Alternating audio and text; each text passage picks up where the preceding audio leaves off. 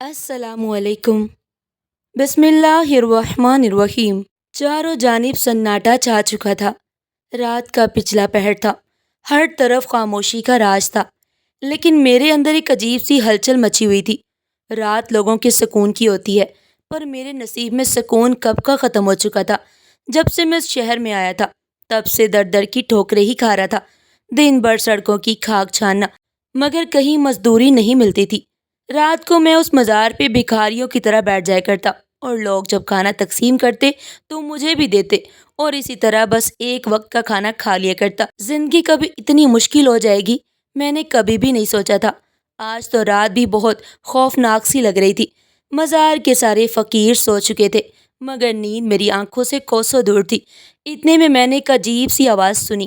میں نے حیران ہو کر پیچھے دیکھا، ایسے لگتا تھا کہ جیسے کوئی مدد کے لیے پکارا ہو، مگر اس کی آواز ہلکی سی تھی۔ میں جلدی سے اٹھا اور آواز کی جانب جانے لگا۔ وہ آواز مزار کی پچھلی طرف سے آ رہی تھی۔ میں تیز تیز قدموں سے وہاں سے جانے لگا۔ جب میں وہاں پہنچا تو میری حیرت کی انتہا نہ رہی۔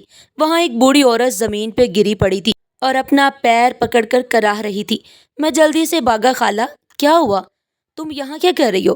میری آواز پہ اس نے حیران ہو کر مجھے دیکھا اور بڑی مشکل سے بولی، مجھے یہاں سے نکالو، کچھ ہی دور میری کار کھڑی ہے، وہاں تک لے چلو۔ وہ اٹک اٹک کر بول رہی تھی۔ دکھنے میں وہ کافی امیر خاتون لگ رہی تھی۔ میں نے جلدی سے اسے اٹھایا اور اس کے اشارے پر کار کی طرف جانے لگا۔ کار قریب ہی تھی۔ میں نے اسے اندر لٹایا۔ تمہیں ڈرائیونگ آتی ہے؟ اس نے درد سے تڑپتے ہوئے پوچھا۔ ہاں آتی ہے۔ میں نے فوراً سے چابی اس سے لی اور کار اسٹارٹ کر دی اور قریب ہی ہسپتال کی طرف جانے لگا۔ خالہ، آپ کو کیا ہوا تھا اور آپ یہاں اس وقت کیا کر رہی تھی؟ میں نے جلدی سے پوچھا۔ وہ بوڑھی خالہ کہنے لگی، مجھے سانپ نے ڈسا تھا شاید۔ وہ اب بھی بول نہیں پا رہی تھی۔ میں نے جتنی جلدی ہو سکا کار ہاسپٹل کی طرف موڑ لی۔ کچھ ہی دیر میں ہم ہاسپٹل پہنچ چکے تھے اور ڈاکٹر نے جلدی ہی خالہ کو ایڈمٹ کر لیا تھا، اور واقعی میں انہیں سانپ نے ڈسا تھا۔ کچھ ہی دیر میں ڈاکٹر نے بتایا کہ وہ خطرے سے بالکل باہر ہے۔ میں نے شکر ادا کیا اور اندر جا کر ان کی طبیعت پوچھنے لگا۔ وہ بہت کمزور پڑ چکی تھی، چہرے کا رنگ بھی کالا پڑنے لگا۔ بیٹا، تمہارا بہت شکریہ، لیکن ابھی مجھے چھوڑ کے مت جانا۔ تھوڑی دیر میں ڈاکٹر اجازت دے گا تو مجھے میرے گھر تک پہنچا دینا، وہ نقاہت سے کہتی جا رہی تھی۔ میں نے ان سے کہا کہ وہ فکر نہ کرے، میں ان کے ساتھ ہوں۔ تقریباً صبح کے 8 بجے ڈاکٹر نے اجازت دے دی تھی۔ خالہ نے اپنے پرس میں سے کافی سارے روپے نکال کر پیمنٹ کی اور میرا سہارا لے کر چلتی ہوئی کار تک آئیں۔ کچھ ہی دیر میں ہم ان کے بنگلے پر پہنچ چکے تھے۔ انہوں نے ملازم سے کہہ کر میرے لیے ناشتہ منگوایا اور میں نے بھی خوب سیر ہو کر کھایا۔ بیٹا، تم کہاں رہتے ہو؟ ان کے سوال پہ میں نے ان کو بتایا کہ میں مزار میں ہی سونے آتا ہوں، کام کی تلاش میں ہوں مگر کوئی کام نہیں مل رہا۔ میری بات سن کر ان کے چہرے پر چمک سی آ گئی۔ ٹھیک ہے بیٹا، تم میرے گھر پر رہو، میں تمہارے لیے کام کا بندوبست بھی کر دوں گی۔ میں حیرت میں تھا کہ وہ کیسے مجھ پہ اتنی جلدی بھروسہ کر رہی تھی، لیکن میں خوش بھی تھا۔ انہوں نے اپنے ملازم سے کہا کہ پچھلا کوارٹر میرے لیے سیٹ کر دے۔ بیٹا، تم اب آرام کرو، رات سے تم بھی نہیں سوئے، میں بھی اب آرام کروں گی، شام کو بات ہوگی۔ وہ اندر کی طرف جانے لگی اور میں دیکھتا ہی رہ گیا۔ خاصی عمر لگ رہی تھی ان کی، مگر بہت ہی باہمت خاتون لگ رہی تھی، جو سانپ کے زہر کو بھی شکست دے چکی تھی۔ میں خوش خوش اپنے کوارٹر کی طرف جانے لگا۔ اچھا خاصا صاف ستھرا کمرہ تھا، جہاں باتھ روم بھی تھا اور کچن بھی۔ میرے کمرے میں ایک سنگل بیڈ تھا، جسے دیکھتے ہی میری آنکھیں نیند سے بوجھل ہونے لگی تھی۔ بستر پہ گرتے ہی میں گہری نیند میں ڈوب چکا تھا۔ دروازے پر دستک ہوئی تو میری آنکھ کھلی۔ پہلے تو مجھے کچھ سمجھ نہیں آیا کہ میں کہاں ہوں، لیکن پھر اچانک رات والا واقعہ یاد آیا۔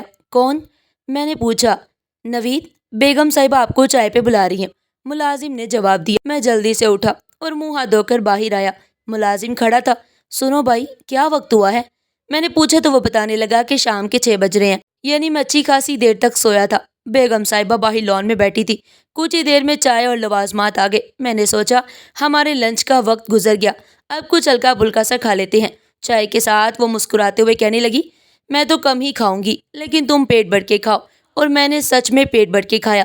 کتنے دنوں بعد اچھا کھانا نصیب ہوا تھا۔ نوید بیٹا، میں نے تمہیں اپنی ہی فیکٹری میں اسٹور کیپر کی جاب دے دی ہے۔ کل سے تم جوائن کرنا اور یہ کمرہ جہاں تم آج سوئے تھے وہیں پہ تمہاری رہائش ہوگی۔ میں حیرت اور خوشی کے ملے جلے تاثرات سے دیکھنے لگا۔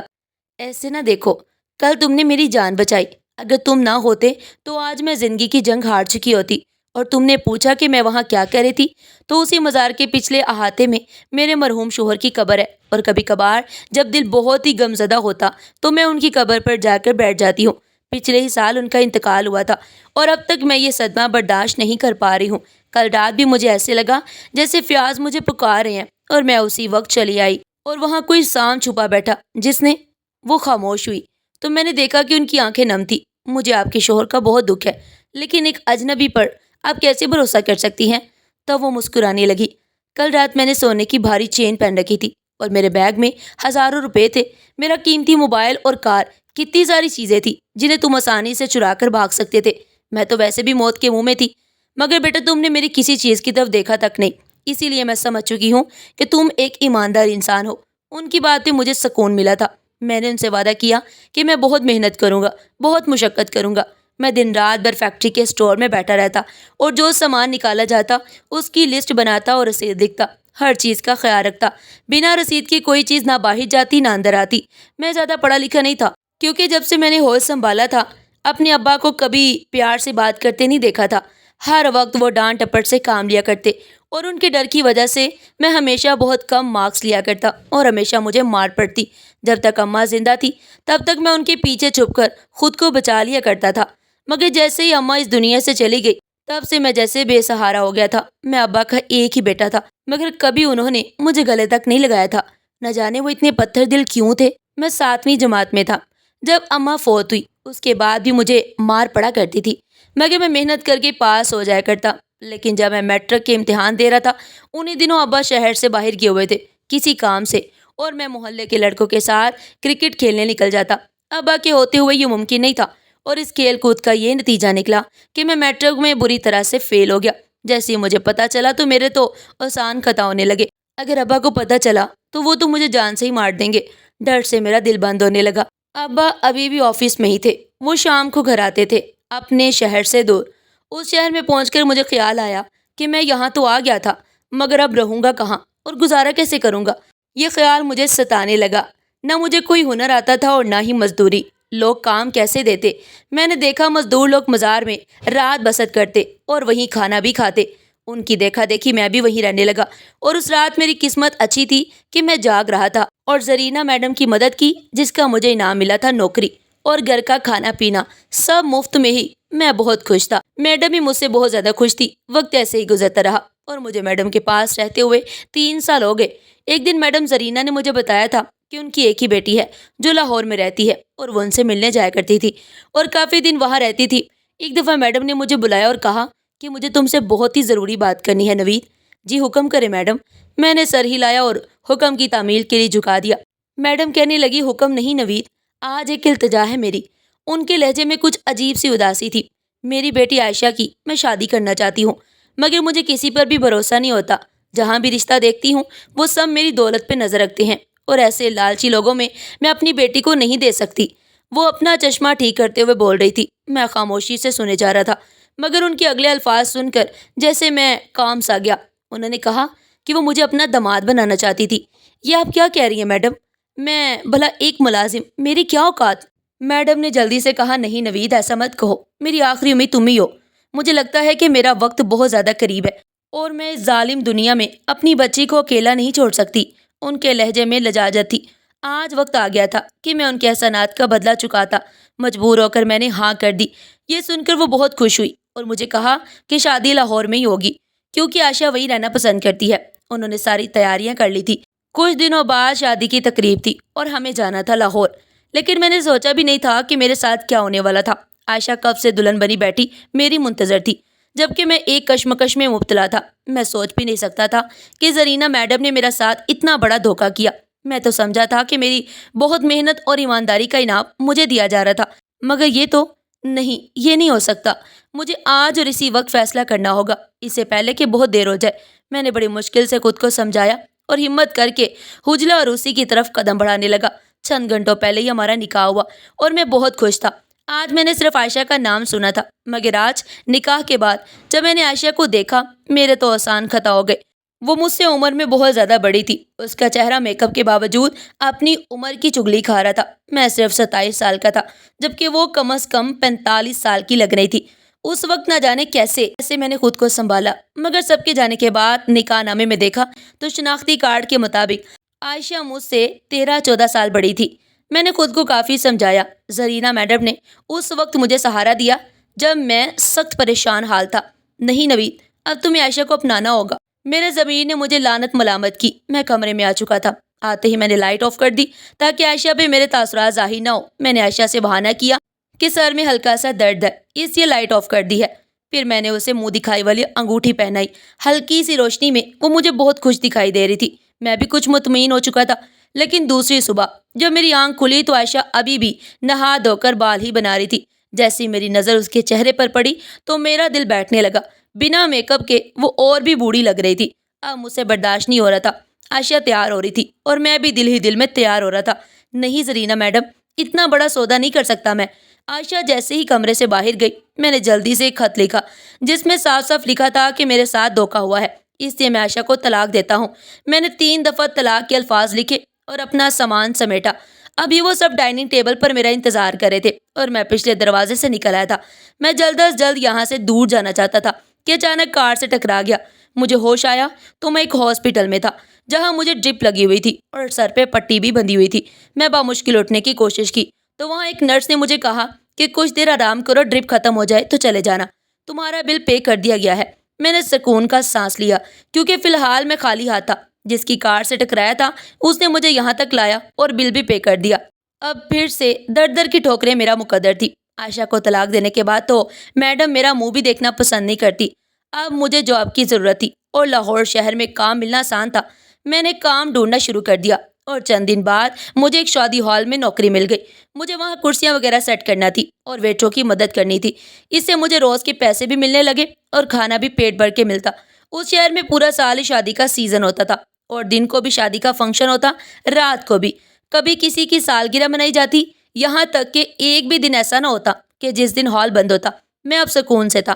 قریب ہی کمرہ لیا کرائے پر جہاں 2 اور لڑکے بھی رہتے تھے۔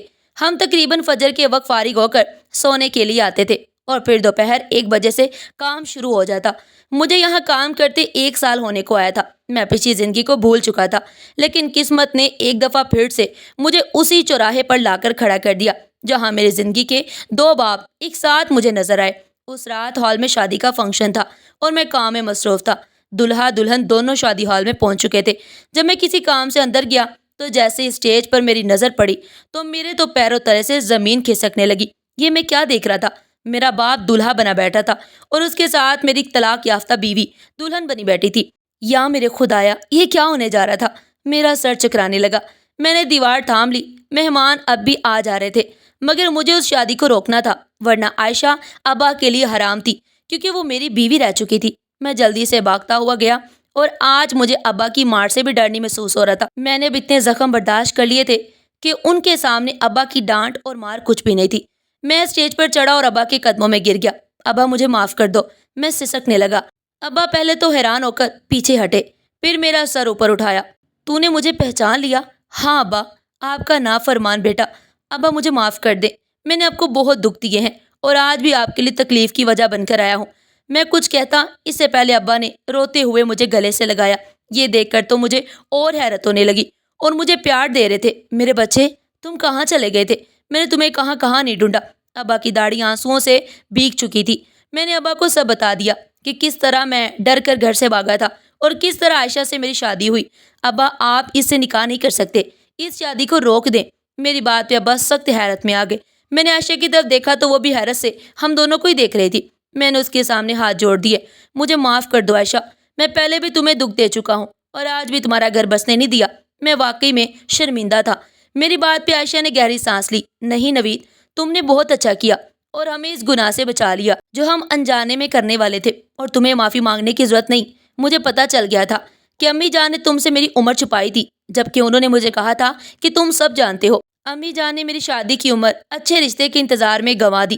حالانکہ کئی اچھے رشتے آتے تھے مگر خوب سے خوب تر یعنی بہتر سے بہترین کی تلاش میں میری شادی کی عمر بھی گزر گئی۔ پھر تم انہیں رائٹ آپشن لگے۔ خیر، اللہ تعالیٰ میری امی جان کی مغفرت فرمائے، آمین۔